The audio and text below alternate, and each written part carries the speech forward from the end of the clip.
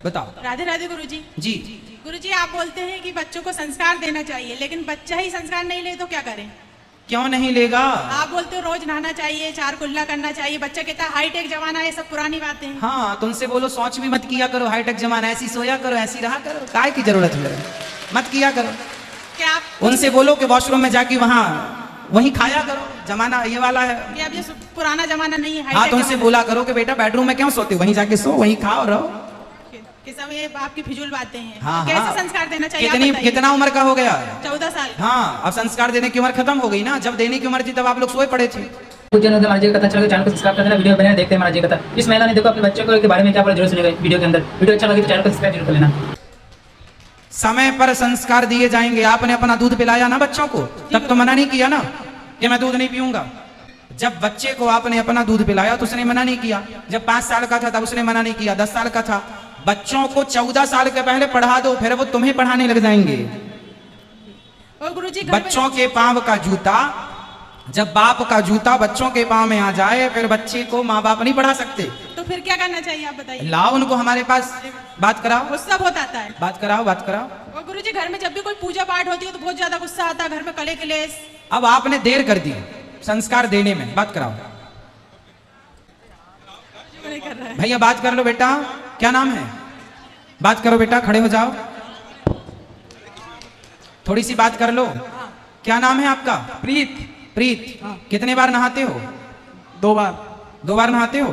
तो शौच करने के बाद नहाना जरूरी है या नहीं? जरूरी है। तो अभी तो कह रहे थे मां से जरूरी नहीं है। मांस खाते हो? नहीं। फिर बेटा, आज का जो युग है, ये आज के युग में आप क्या चाहते हैं कि मतलब कोई नहाए ही ना? आजकल के बच्चे 4-4 दिन नहीं नहाते। आप तो नहाते हैं, अच्छा है। आप रोज नहाते हैं? हाँ। सर्दियों में नहाते हैं? हाँ, एक दिन छोड़।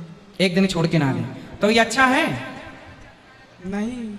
हम 12 महीने 2 बार स्नान करते हैं। और हमारे यहाँ 5 साल के जो बच्चे हैं ना, छोटे छोटे, आप तो 14 साल के हो, हमारे यहाँ जो 5 साल का सबसे छोटा बच्चा है उसके लिए भी नियम हमने बना रखा है और वो फॉलो करता है। वो यदि शौच करने जाएगा, 5 साल का शौच करने जाएगा, दिन में 2 बार या 3 बार भी जाएगा, बच्चा है, तो भी उतनी बार नहा के आएगा। उसके लिए नहीं, वो अपने से नहाता है। मतलब उसे एक बार बता दिया रास्ता, अब वो अपने से नहाता है। अब उसे बोलना नहीं पड़ता। वो लघु शंका जाता है ना तो कुल्ला करता है 4, 5 धुल के आता है अपने से। अब पहले बताना पड़ा, 10-15 दिन 1 महीने तक कंटिन्यू बताना पड़ा, फिर बच्चे सीख जाते हैं। बेटा, ये शुद्धि है, जैसी राखो शुद्धि वैसी बने। आप बताओ, आप 4 दिन कुछ मत खाओ तो क्या आपके अंदर सोचने और समझने की कोई क्षमता रहेगी? नहीं। मतलब आपके अंदर जो थॉट आते हैं, जो विचार आते हैं, वो विचार कहां से आते हैं? पेट भरा होगा तो अच्छे विचार आएंगे या बुरे विचार आएंगे? पेट खाली होगा तो कोई भी विचार आएगा? नहीं। इसका मतलब है आपके खाए हुए अन्न से आपके विचारों का सीधा सीधा संबंध होता है। हाँ या ना? हाँ। इसका साइंटिफिक रीजन समझो। हमारा सनातन धर्म, हमारी हर बात साइंटिफिक है, विज्ञान की कसौटी में खरी उतरती है। मैं आपको हर बात वैज्ञानिक रूप से समझा सकता हूँ, साइंटिफिक। अभी समझो, आप कुछ खाते हैं तब ना आपके अंदर शक्ति आती है खड़े होने की, चलने की, या कोई भी काम करने की। मतलब आपके खाए हुए अन्न से आपके विचारों का निर्माण होता है, आप मानते हैं? हाँ। तो आप जितना अच्छा अन्न खाएंगे उतना अच्छा विचार होगा। आप किसी चोर के घर जाओ और चोर के घर का रोज भोजन करो तो आपकी बुद्धि में क्या आएगा? चोरी। हाँ, फिर आपका मन करेगा चोरी करने का। आप किसी साधु के घर की रोटी खाओ तो आपका मन अपने आप साधु हो जाएगा, पवित्र हो जाएगा। मतलब जैसा खाए अन्न वैसा रहे।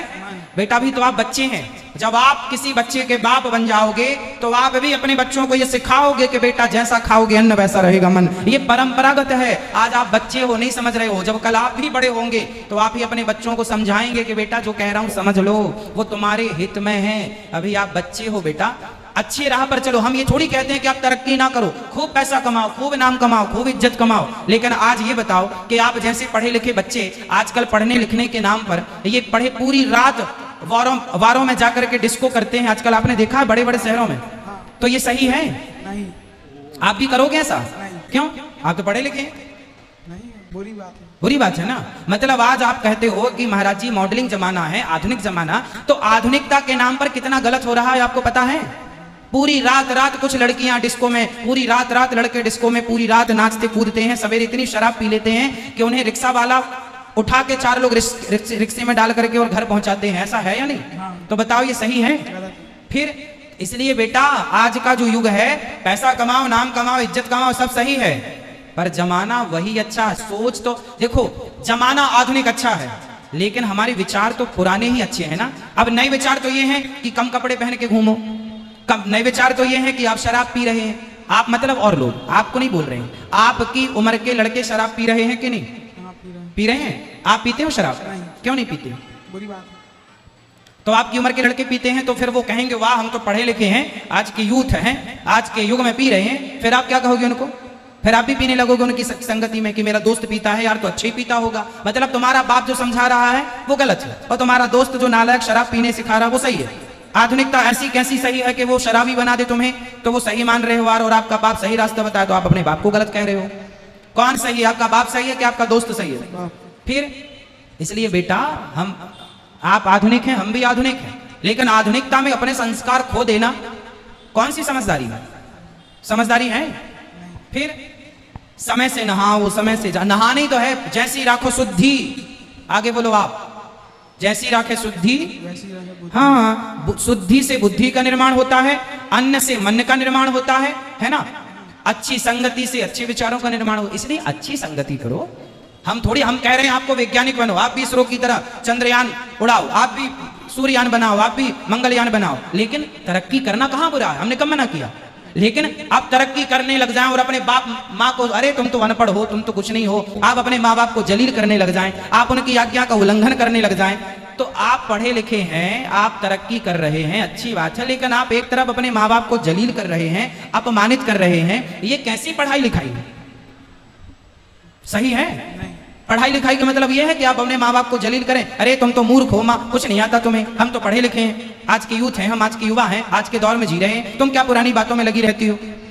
मतलब तुम्हारी माँ तुम्हें सही रास्ता बताए तो गलत है, और तुम्हारे दोस्त गलत रास्ता बताए तो सही है। क्या सही क्या गलत है आप बताओ हमें, बताओ हम किस रास्ते में चले, बताओ सही रास्ता। बताओ कौन सा सही रास्ता होता है? हम कितने बजे नहाए बताओ? सुबह 4 बजे नहा लिया करें, और एक दिन छोड़ के नहाया करें कि रोज रोज नहाया करें? रोज रोज। अच्छा, तो पहले आप नहा लो, रोज रोज रोज नहाओगे? हम तो रोज नहाते हैं, दिन में 2 बार नहाते हैं, 12 महीने नहाते हैं। आप कितनी बार नहाओगे? चलो 2 बार नहाओ, ना नहाओ 2 बार, पर एक बार तो कम से कम 2 बार नहाना अच्छा है, सुबह शाम दोनों बार नहाना चाहिए, शरीर को स्वस्थ रखने के लिए, ठीक है। लेकिन अब मुझे ये बताओ कि अब आप सर्दियों में कितनी बार नहाया करेंगे? रोज नहाओगे कि कभी कभी नहाओगे? रोज। अब तो नहीं, एक दिन छोड़ोगे? नहीं। खुश रहो। अब तो गला प्रवाही नहीं करोगे? ठीक है, अपने माँ बाप से सॉरी बोलो। सॉरी। अच्छे से बेटा, माँ बाप की आज्ञा माननी चाहिए। माँ बाप भगवान की तरह आपको पालने पोसने में कितना मेहनत कर, जब आप बाप बनोगे ना तब पता लगेगा कि माँ बाप का त्याग, माँ बाप का बलिदान क्या होता है। ये बच्चों को तब समझ में आएगी जब वो खुद बाप, लेकिन जब समझ में आएगी तब तक देर हो जाती है। एक बाप बनना कितना कठिन है साहब, कितनी बड़ी जिम्मेदारी उठाना पड़ती है एक बाप को। माँ बनना कितना, पेट फड़वाए बैठी है तुम्हारी माँ, कितना दर्द होता है। मर्द को कभी इस बात का पता ही नहीं चलता, मर्द जन्म लेके मर जाता है, लेकिन स्त्री का दर्द कभी वो अनुभव नहीं कर पाता कि स्त्री का दर्द कितना बड़ा होता है। मर्द को पता ही नहीं है कि स्त्री का दर्द कितना है, औलाद की खातिर कितना दर्द सहती है, और वही औलाद बाद में कहती है कि तुमने हमारे लिए किया ही क्या है।